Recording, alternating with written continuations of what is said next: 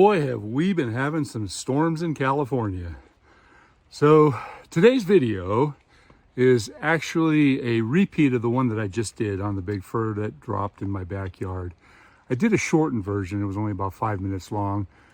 And I thought about it and I realized that there was a lot of good stuff that I said in that video if somebody wants to learn more about how to drop a tree and my thought process in this whole situation. So I'm going to go into much more detail on this video.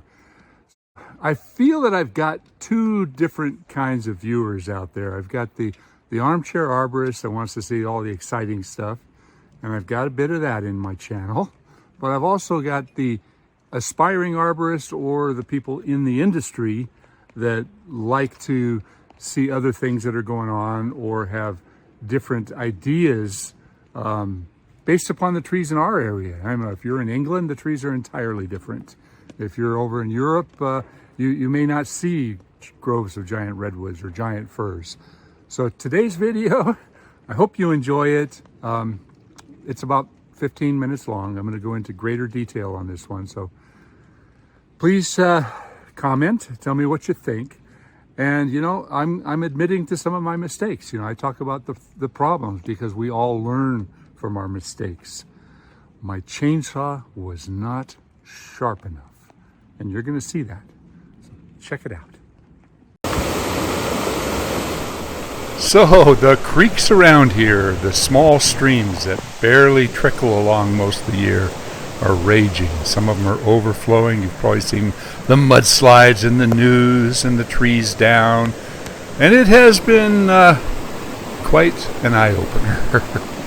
I tell you, there have been some times that I have been quite nervous. And I want to tell you a little bit about what happened at my house.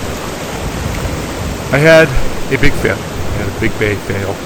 And adjacent to it was a big fir. We've got a situation going on in here. We've got this Douglas fir, which is fairly significant, and it's butted up to what just fell over, a pretty good sized bay tree that fell down. The bay tree just missed the building, but it appears that this tree now has a bit more of a lean to it, and I'm wondering if it's sort of collapsing into the hole right here. I kind of need to check the backside to see if there's any cracks or anything developing on the high side. And if there are, this tree hopefully won't hit the building if it goes down on its own. But boy, there's an awful lot of branches on this side. I'm wondering if I should drop it, you know, make more of a little bit of a guided cut and try to put it out in the forest that way. What do I do? It's not raining right now, but it was pouring a little while ago. If the winds pick up like they're supposed to, this could be a real disaster. It's already a disaster, but we got lucky. Just missed the building by a foot down there. Actually, some of it's scraping the building. So many trees have gone down. Now, was this tree always leaning? Is that a significant lean? I wish I had noted this one better. It's not leaning significantly, but it is starting to lean. So I am worried. It's a big tree. So I'm up on the deck of the building, and if I look at that tree, I can see the lean. It does feel like it's going to come awfully close to the building, but all those upper branches up there are going to smack the building hard, I think. What do I do? If I put a great big wedge in it and come in from the backside, I can pull it a little bit this way, which would clear the building.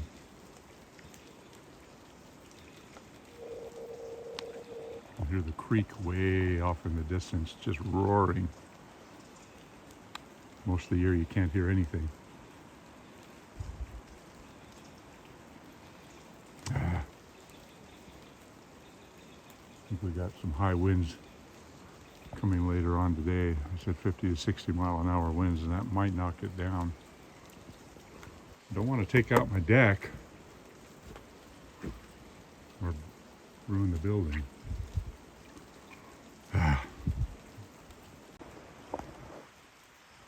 Actually, I almost always thought about taking that tree out anyway, because if it gets as tall as these trees, it'll block the little bit of sunshine that we get during the day, because the sun comes across here. I really didn't want that tree to get so big, but gosh, I sure didn't want to have to do it today. Not in this kind of weather. But I don't want it to hit the building either. Here's the base of the tree. All of this has been compromised, so the one side, all that root system was helping to support this tree. The tree does have a lean to it. It's kind of hard to see in the video here. Let me go check out the base. I have a tight location here, and what I'm doing is, let's see if there's any cracks or voids. It would actually be out a ways. It does feel a little bit soft right there. But if there was any really obvious cracks developing through here, changes, it would tell me that this tree has moved and settled back in. But in the high rain, it's really hard, because any cracks that develop can be immediately filled back in with soil. So this is going to be kind of a sketchy move for me, because I don't really have much of an area to run to. And there's a ventilation pipe for a septic system. I don't really want to ruin that, so I'd like to kind of angle it off to the right here a little bit more out in the woods, and it's really hard to see. This is my only escape route, so I think the first thing I should do, I'm going to make the cut from right here. And hard to see in the video, but it's a big tree. It's about 32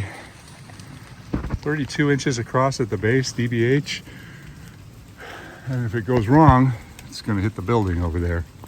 But if I can get it to go right, I am a little bit worried about hitting that pipe, but that's kind of low on the priority of things that can get damaged. I think first step is going to be to get rid of this branch right here, just so that I've got a clear visual. I want this out of my way. Decisions.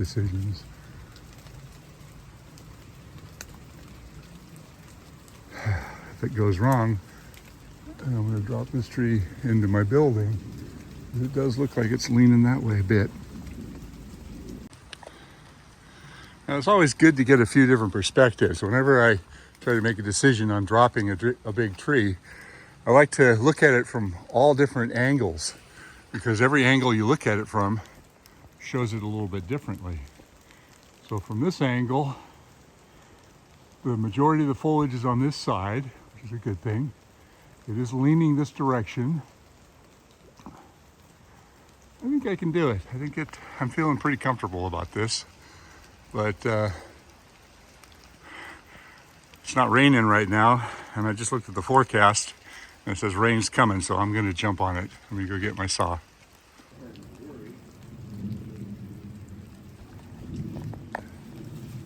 Really soft soil.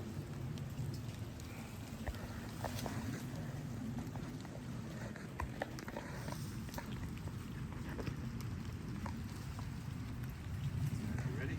Yep.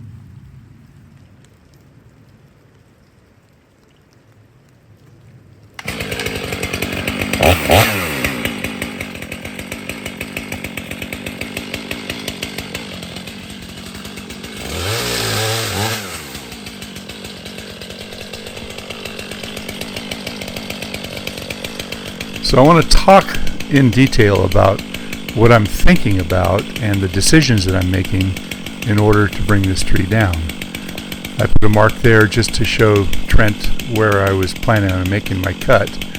And I spent quite a bit of time looking up and trying to see if I've got the angle of the tree working with me or exactly where I've got to make this wedge. Now here's where I said that the saw was dull. As soon as I started it, I thought, oh crap, I forgot to sharpen it up, and I remember using it last Thursday in something really hard. I thought it was sharp, but you know what? I got started on this. I said, well, I can do it. But it should be just flying through this wood. And so this is a mistake. This is a big mistake, because the speed in making some of these cuts can make it or break it. I decided to carry on because the tree had a bit of a lean, and it would have taken me, I don't know, 15 minutes or so to go sharpen this saw. And I was kind of worried about the rain starting, so I had a lot of things going on in my head at this time. So I was panic is not the right word, but cautiously moving forward. And you can see there, did you see it was kind of hard to pull that saw out? That's because the lean of the tree was compressing the bottom part of the wedge. Had I gone even an inch or more further in, it may have compressed it to the point of where I would not have been able to get that saw blade out, the bar out. So at this point I'm looking at the edge of my wedge cut and I'm aiming right towards it.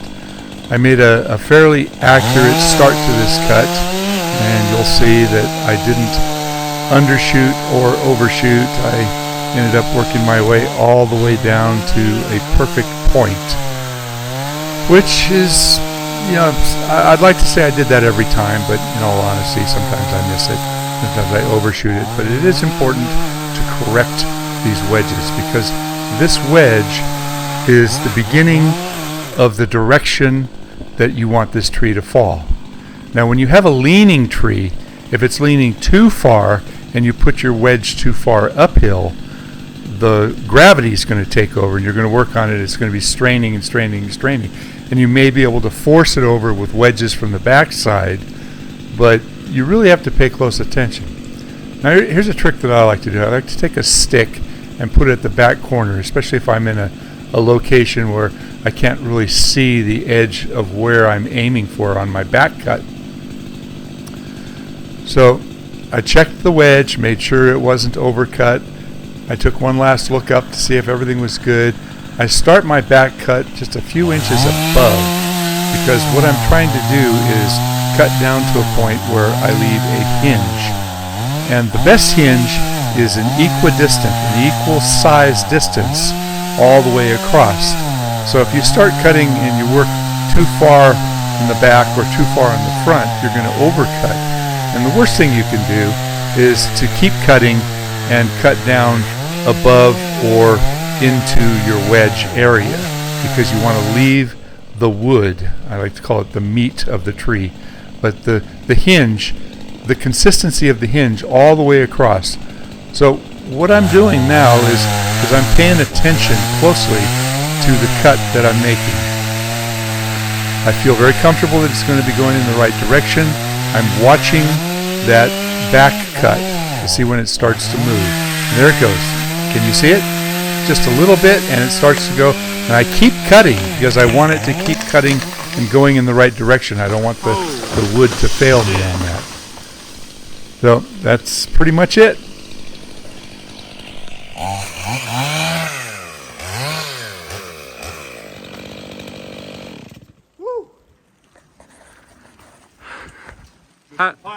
How do you feel, Mr. Blair Glenn?